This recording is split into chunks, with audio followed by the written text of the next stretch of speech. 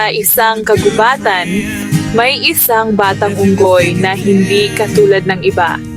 Habang ang mga kalaro niya ay laging naglalaro at natutulog, siya ay abala sa pagtitipon ng prutas at panggatong. Kung magsisipag ako ngayon, hindi ako magugutom bukas. Ngunit lagi siyang pinagtatawanan ng ibang hayop.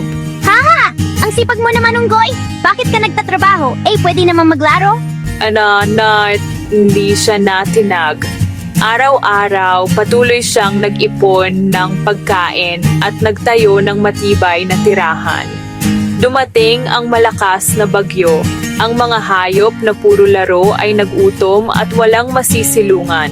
Lumapit sila sa unggoy. Patawad, unggoy. Wala kaming pagkain at tirahan.